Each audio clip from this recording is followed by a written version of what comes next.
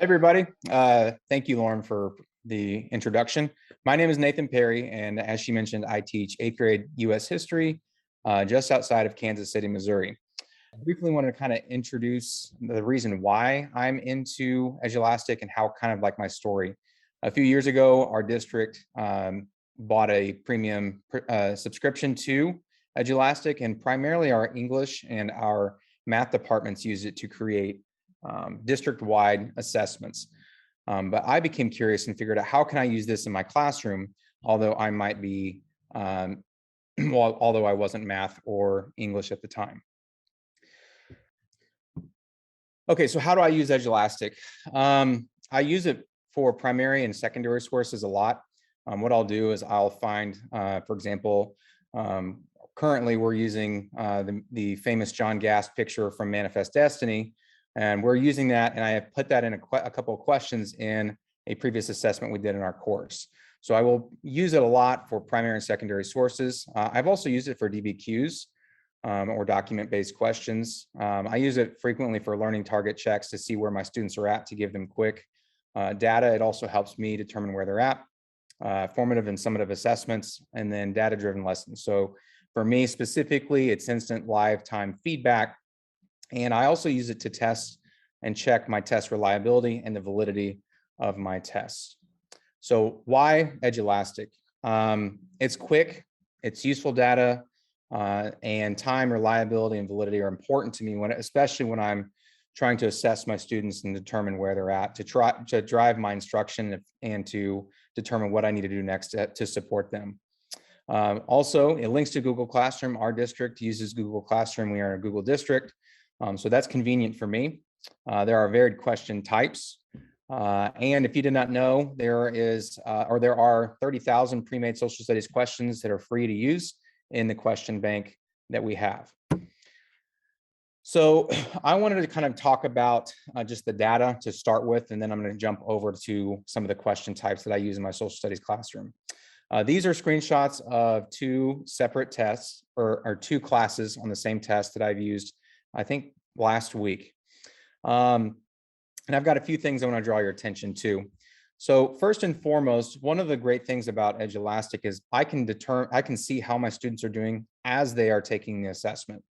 So if I'm not helping a student, or if I'm not answering a question or walking around the room, I can go back and kind of peer over my computer screen, and I can look and see where my students are at, and I can quickly determine, what questions are they not understanding.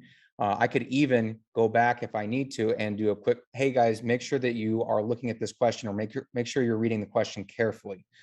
A couple other great things that I love about Edulastic is the bar at the bottom. If you did not know, it does show the average time that it takes my students to answer that question. But I do want to draw your attention to this first bar up here, this first class. And although my average score was 83%, we use SPG, so that's a little bit different than a standard traditional grading scale.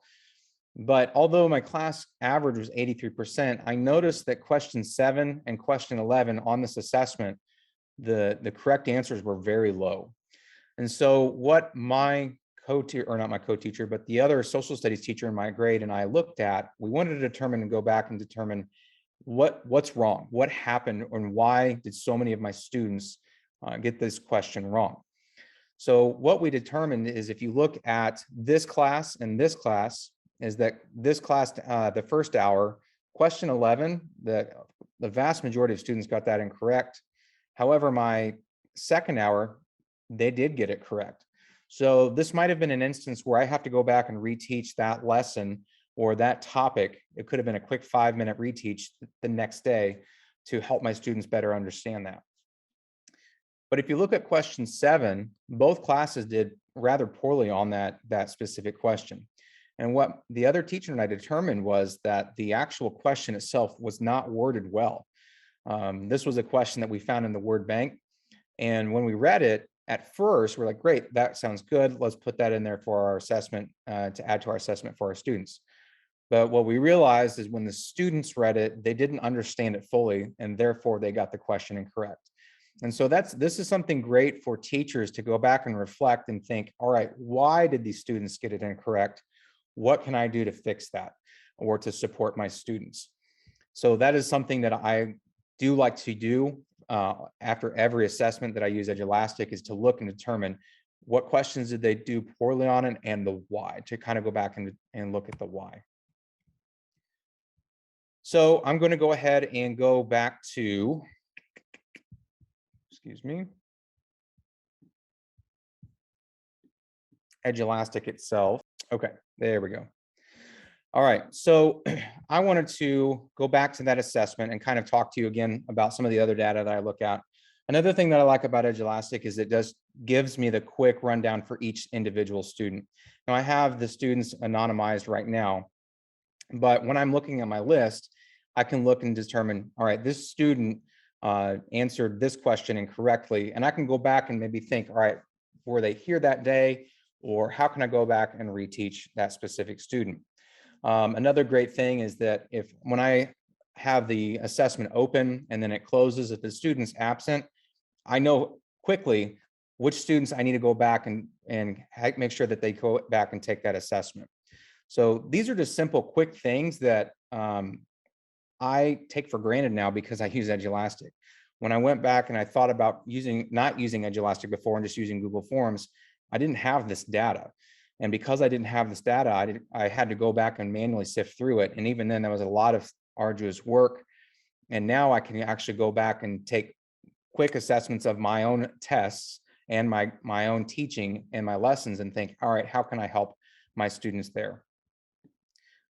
I quickly kind of just created a presentation test. This isn't a test that I haven't given my students, but it kind of goes over a lot of the different question assessments that I can give my students in a social studies classroom. This one is not one that I created, but this was from the bank. And this is an example of using a primary or a secondary source. So this is taken from Thomas Paine's Common Sense. But what the students would do is they'd go through and they'd answer these questions based off of using these primary sources. And this is a great way for state test prep. Now, Missouri does not do a social studies state test, but if your state does, this is a great way to prep for it. And even then, my state does test for English and ELA. I can still practice those ELA skills in my social studies classroom. But if you look at this example of this a question, they have two separate sources that the students are able to read through, that they have to read through, and then that they're going to answer. Another great tool that I like to use in Edulastic is the drop-down overlay. Essentially, this is a map of the United States in 1820, right after the Missouri Compromise.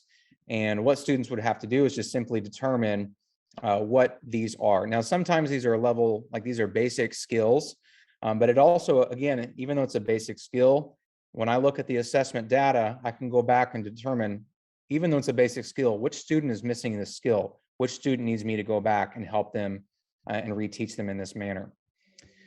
A couple other examples that I wanted to show you. This is a part of the narrative of the life of Frederick Douglass.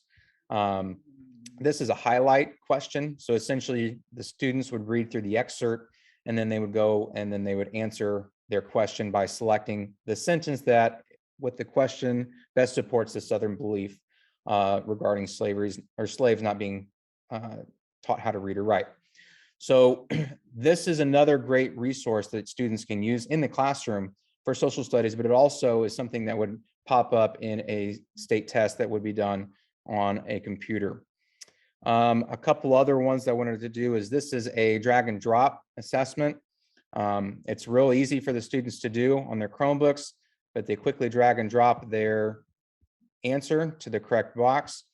And then again, that is quick, easy data for me.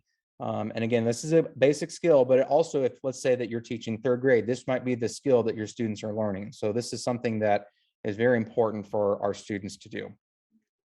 And then the other one that I wanted to do was this is just a box here. I don't use this one very often, but I know that in our 7th grade classes, they are teaching the 3 regions of the colonies, so the New England, Southern, and Middle colonies. And this is, again, a way for students to just simply click what each colony had regarding their specific region. So the students are determining the differences and similarities between the regions. This is a great way for a teacher to assess that.